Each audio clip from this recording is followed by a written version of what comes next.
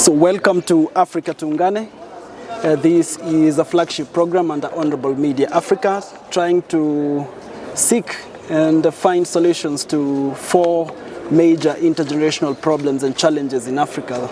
African unity, intra-African trade, intra-African travel, and intra-African tourism. So Afrika Tuungane is today here at Zetech University to try and find a solution to what we believe is Africa's greatest challenge and greatest dream, the dream of African unity. And today, specifically, we are here at the Department of Education, Arts and Social Sciences, hosted by the Dean, School of Education, Arts and Social Sciences, Professor Owen Ngumi.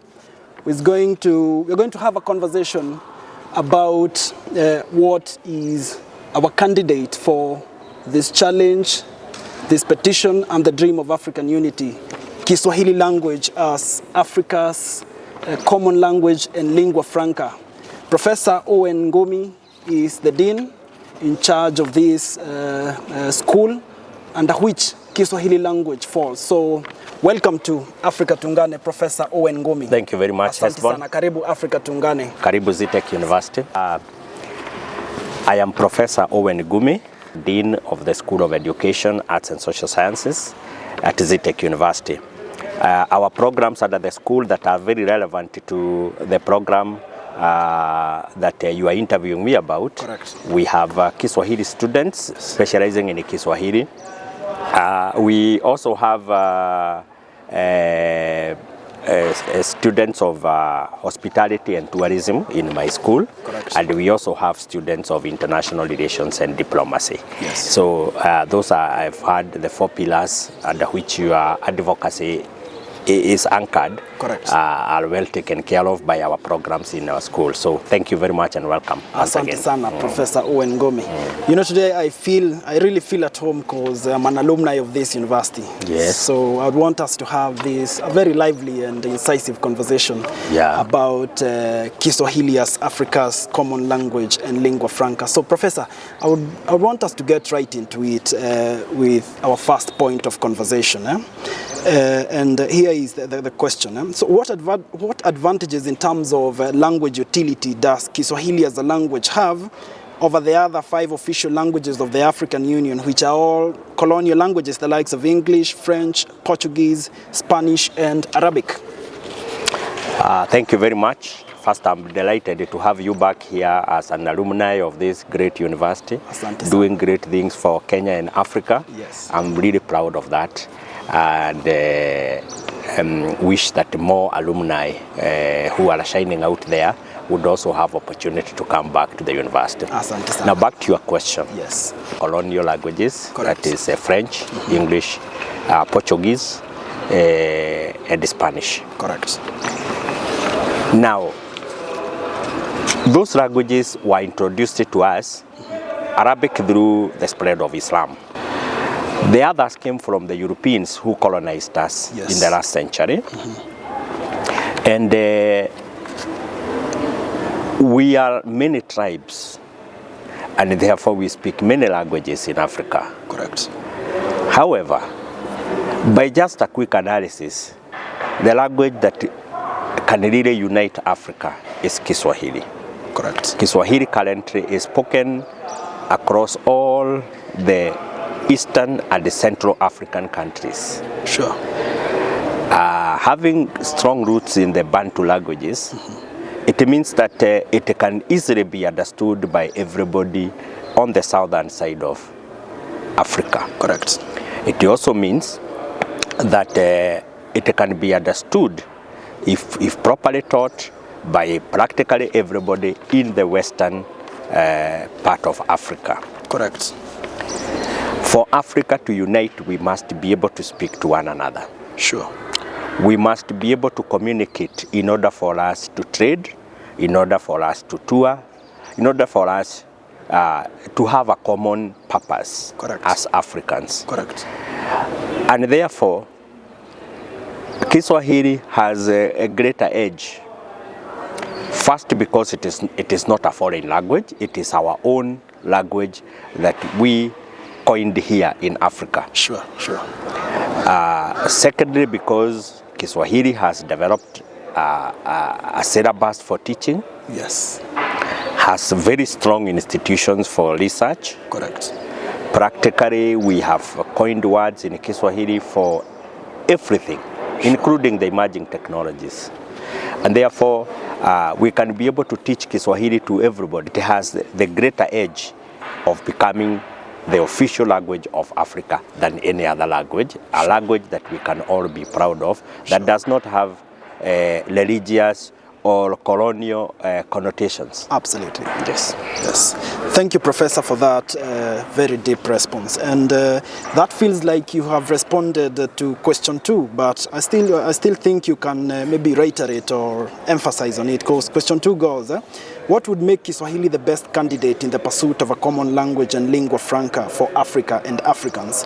What qualities should the language have to make it the best choice for a common language or lingua franca, and how many of such qualities does Kiswahili language have? I think Kiswahili, first of all,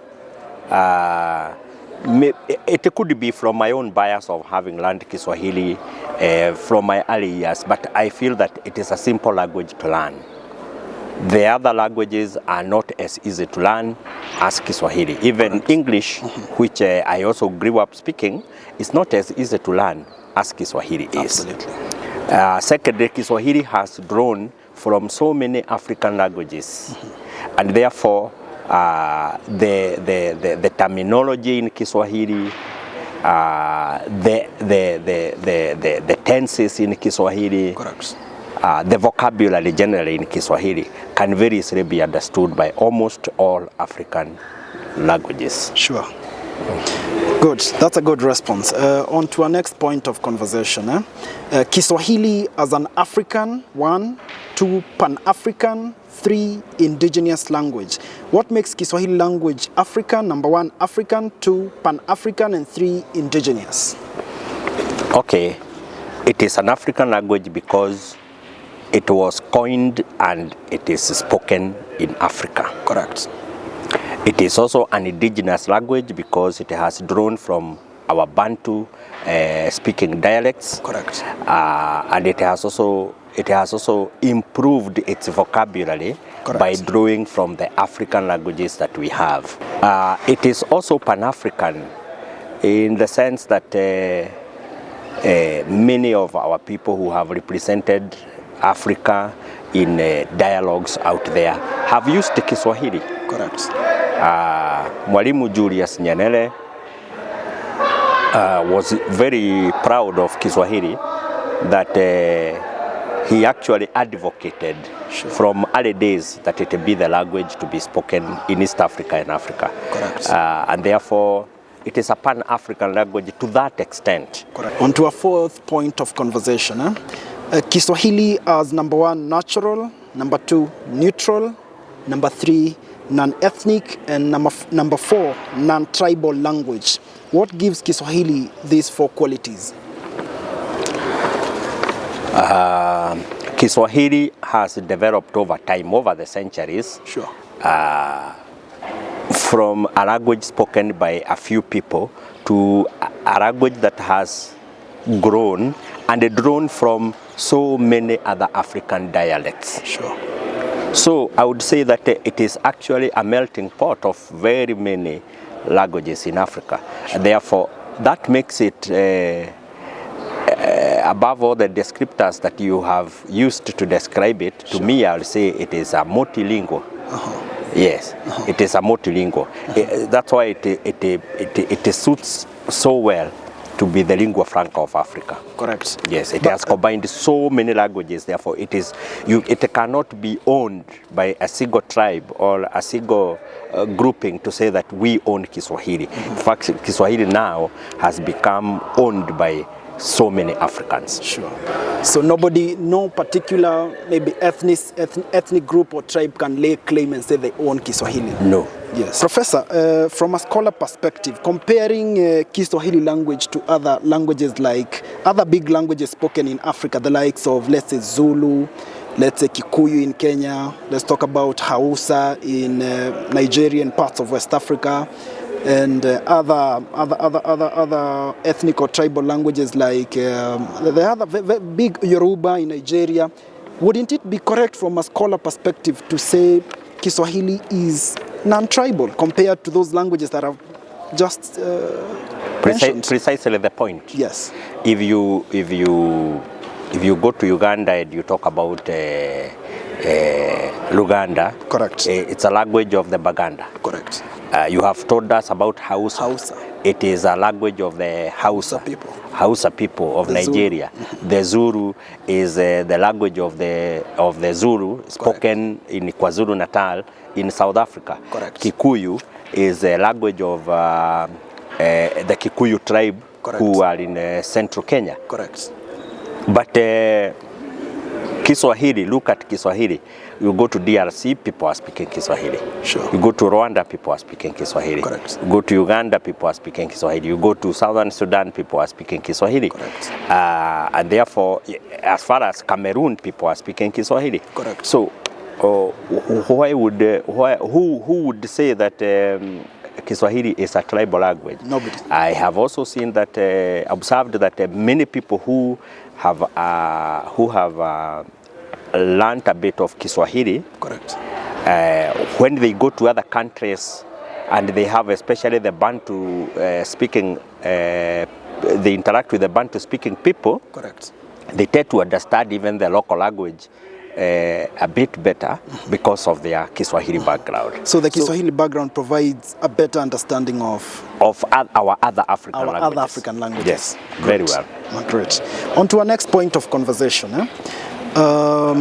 What does it take for a language to be described as number one, standard, and number two, formal? Does Kiswahili pass these two tests of being a formal and a standard language?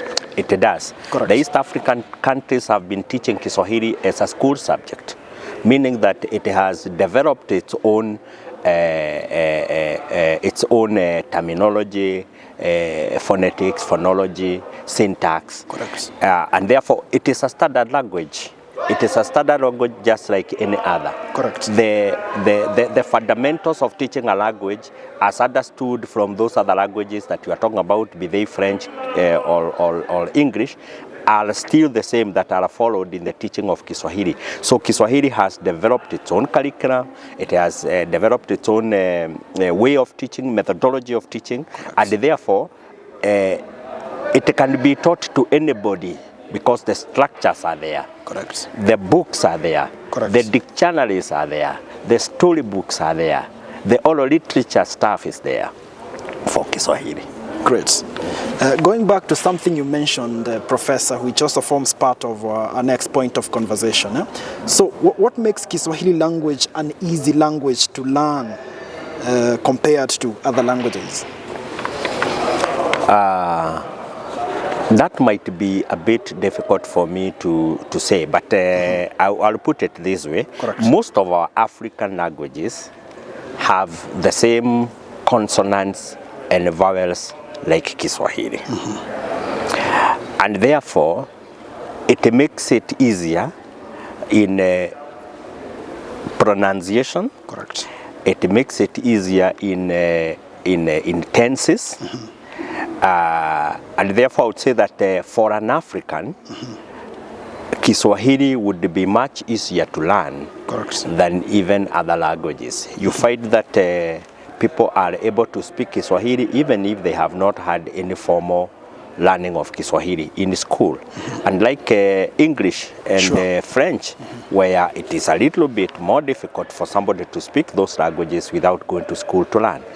But many Africans have been able to embrace Kiswahili, even the illiterate ones, and they're able to communicate. Correct. Great. On to our next point of conversation, going to the world of artificial intelligence. So, is there enough Kiswahili language data to effectively and efficiently support large language models for artificial intelligence in Kiswahili language? I believe they are, and I believe they are from this point.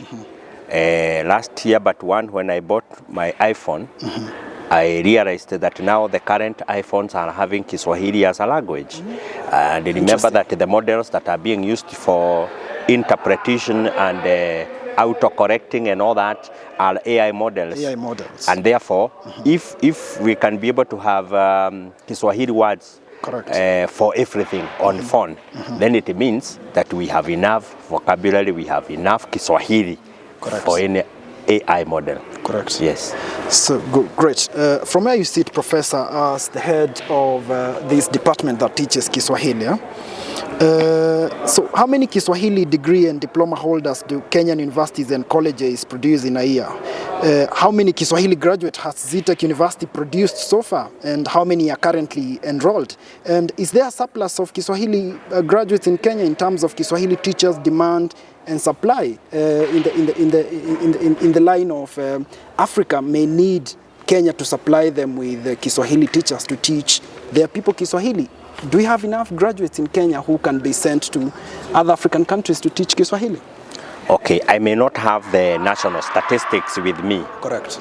But I can say here at Zetech University, so far from our graduate teachers, we have over 500 Kiswahili teachers that we have produced over the past 3 years. 500 over the last 3 to 4 years. 3 to 4 years. Yes, and currently we have probably double the number amongst our current students who are in the university and a few who are on teaching practice currently. Now, considering that we are actually one of the youngest universities to start teaching Kiswahili.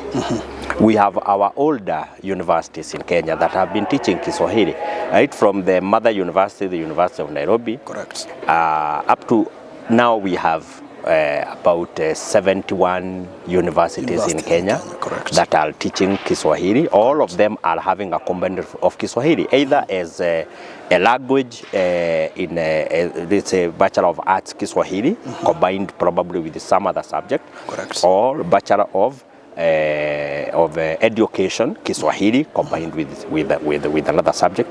And we are now pushing that we want Kiswahili to be taught as a standalone teaching subject in school, just like English is taught, because we admit students in Kenya for English literature.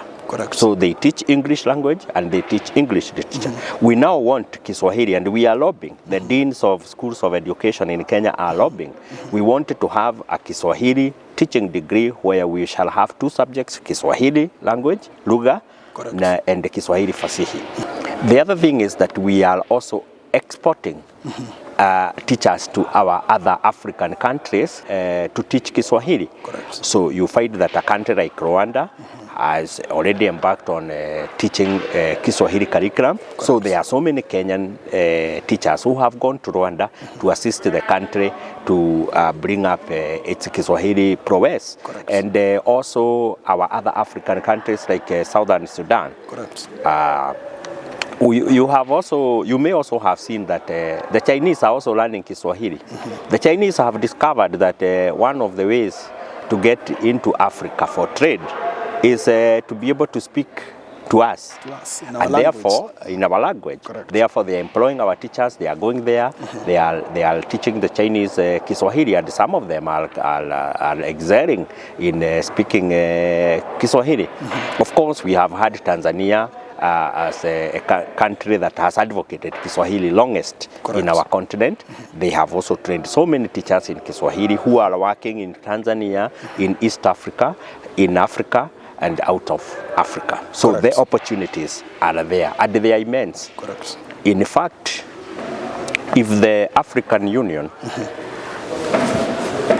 would accept to take Kiswahili as our official African language, we would increase the demand for Kiswahili teachers in Africa maybe 5 or 10 times, because we will have to go to all the African countries to teach Kiswahili. And that would stimulate our research, it would stimulate our exchange, the language would grow exponentially. And it would be respected by the rest of the world. We would now find that Kiswahili would be used to address people in the United Nations General Assembly. We would like to see the World Bank, IMF, and everybody else translate their official documents into Kiswahili. So it will create great opportunities, especially for our graduates and our students. Correct. So from where you sit as a head of department under which Kiswahili language is taught, you can assure the rest of Africa that Kenya has enough teachers, and should any of those other African countries that don't have Kiswahili in their curriculum want teachers to teach them Kiswahili, Kenya is ready to provide them with Kiswahili teachers. I do not have any doubt that our universities and colleges have produced enough Kiswahili teachers. Correct. And they are continuing to do so. Correct. So I can courageously say that anybody in Africa who would want to have Kiswahili teachers can talk to any of our universities in Kenya, starting with the Zetech University. Correct. And we will channel our graduates there. And you can be sure that we have very well trained teachers from Zetech and from our sister universities in Kenya. Great. Finally, Professor, I would want you to, as you make a case for Kiswahili, to talk about the benefits that Kiswahili as a language would bring to Africa and Africans should it get officially adopted as a common language and a lingua franca for all Africans. Okay, first of all, it would unite us more. Unite us more because we are able to communicate with each other. I think sometimes I feel that one of the areas where we have not done very well is with speaking to one another. Correct. That's why you find a lot of conflict in Africa, because we speak at cross purposes. Correct. And sometimes we don't understand one another. Sure. The second thing is that it would ease our trade, because as people can be able to speak to one another, then we will be able to engage in business language. Absolutely. We'll be able to understand what every one of us around Africa needs. Sure. It would go a long way in breaking down the barriers that were put by our colonizers. Correct. And it will be a great step towards the United States of Africa. Absolutely. It would, I would also say that the language will benefit us because it will enhance our pride, our sense of oneness. We will feel better that we are one. Correct. Just imagine landing in Tripoli or Alexandria and somebody welcomes you with Karibu. Karibu.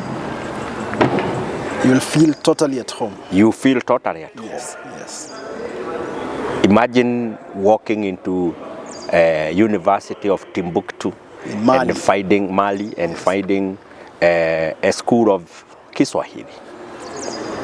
That would be great. You find a Kenyan, a South African professor there teaching Kiswahili. Sure. So if Kiswahili became the official language of Africa, in the next 50 years, we could be talking of a different Africa than the one we have. Correct. Yeah. Thank you very much for your time, Professor. Asante sana. Thank you very much. Nashukuru And sana. karibu sana. Asante. Karibu tena Zetech University. Asante. Yes.